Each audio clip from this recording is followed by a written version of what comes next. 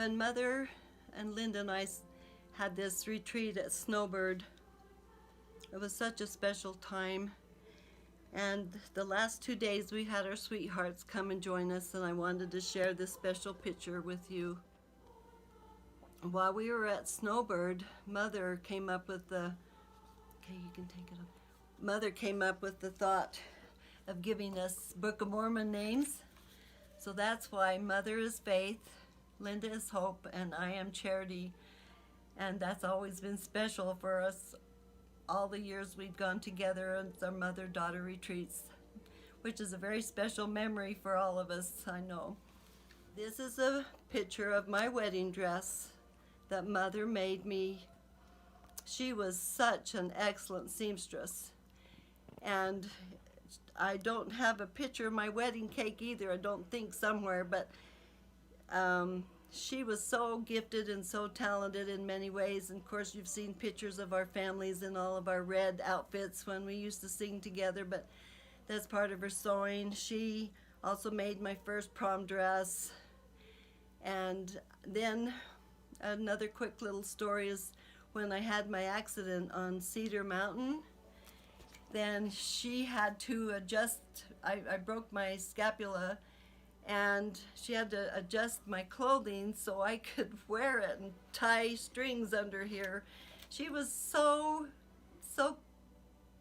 talented and clever in how she would fix things for me to wear for 6 weeks. So I just wanted to share that little bit. And then I just wanted to say thank you, Mother, for always being my close and special friend, and and always my forever mother. And I love you. Thank you.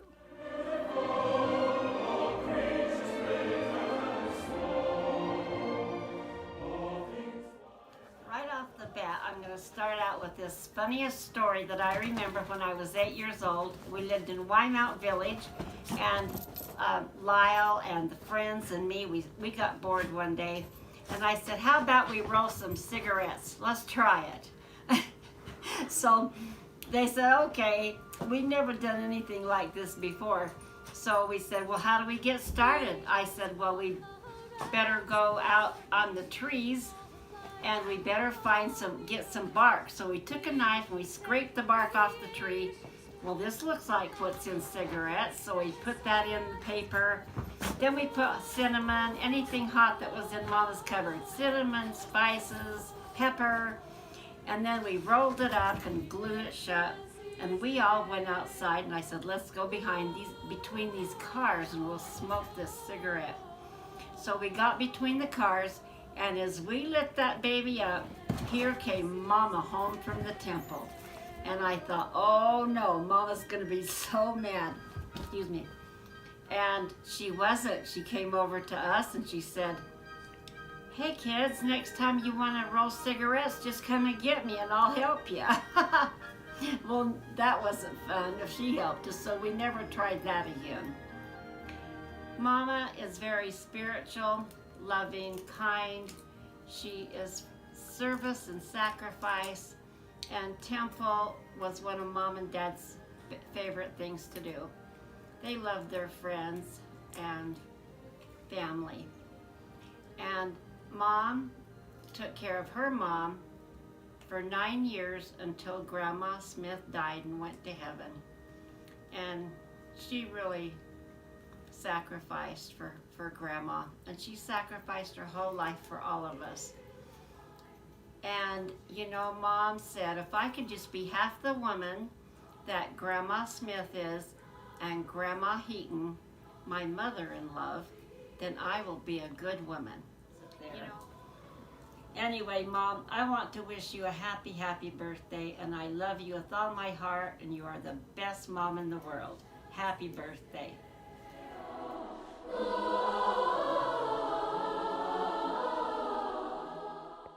Well, you know, it's pretty tough to do a couple-minute video on the most sweetest, precious mother there ever was, most Christ-like.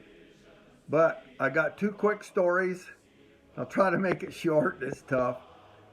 But one story is when I was really young, well, maybe 9 or 10, I knew better.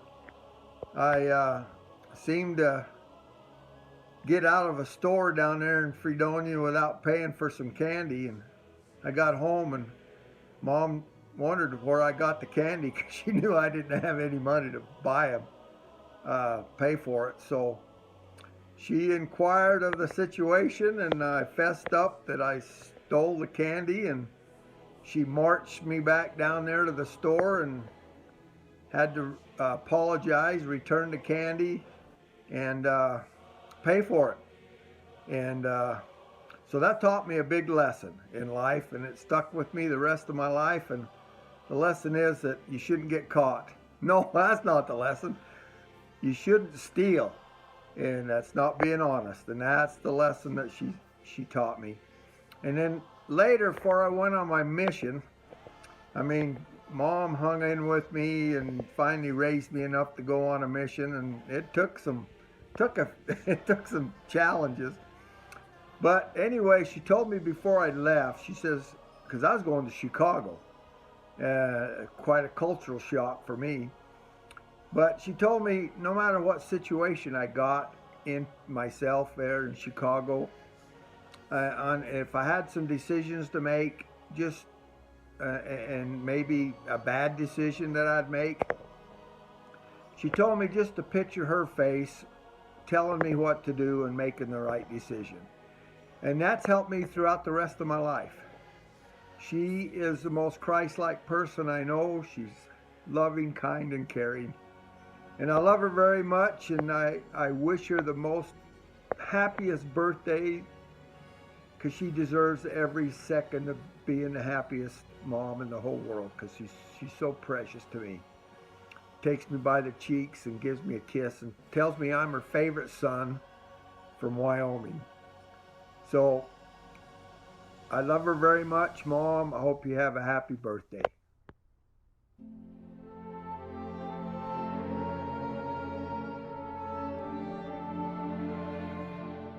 Hello, and happy birthday to my beautiful mother. I wanted to share a couple of things and stories that I remember, Mom. And when I was growing up, during the middle of the night, I would literally have growing pains. My legs would hurt so bad, I would put my legs up on the wall, and I would cry out in pain, and Mom heard me. I was upstairs and she was downstairs, but she heard in the middle of the night. She knew that I was in pain. And so many times over the course of 2 or 3 years, she would come up several times and spend a good half hour to an hour rubbing my legs to help them feel better. And Mom, I just love you so much for that. You've just been the best and wonderful mother to me. This is a great story. When I was a freshman, we did Lil Abner. It was the first show that the Fredonia High School had ever done. And Mom played the piano. We didn't have really an orchestra, so Mom played the piano, and she earned enough money playing the piano that summer. She earned enough money that we could all go to Disneyland for the first time. We had never been, and that was a great time. I just loved it. And Mom, thank you so much. These videos need to be short, and there's so much more to say, but just know how much I love you.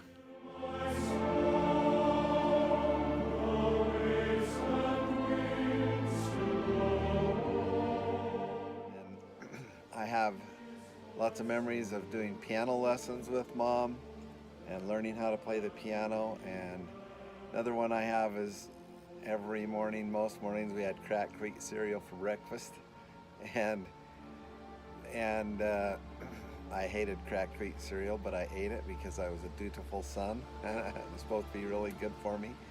And another thing that I always remembered about Mom was she liked to have lots of fun. We had a when Sean was probably, I don't know, 11, 12, I was 15, 16. We went on a backpacking trip with Mom and Dad and up to Granddaddy Lake, and I always thought that that would be something that guys would do, but Mom was all up for it and did a great job backpacking. Another thing, when we went on our Lake Powell trips up on the houseboat, she loved having water fights, and we had these water guns, and she got the biggest water gun and went around squirting everybody with the water gun. It was a water cannon type thing, and then she loved going off the water slide on the houseboat and being pulled on a tube, and that was just tons of fun. And I know she was at least in her 70s when that happened, but she did it anyway.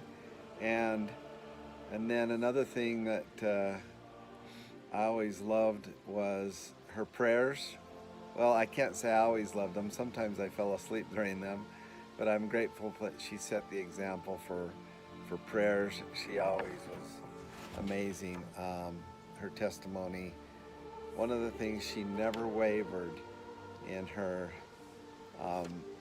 testimony of the gospel. Didn't matter what was going on in life, no matter what challenge happened, Mom's testimony never wavered. I remember she was so strong during any loss in the family, when Victor died or anybody else, and she's just a rock for the whole family. And she always supported and loved Dad and took such good care, always takes such good care of Dad. And when Sandy got married, she goes, "Don't you ever expect me to take as good a care of you as your mom takes care of your dad." And I thought that was a great compliment to Dad. So, love you, Mom. You're the best. Nobody had a better mom than you. Love you so much.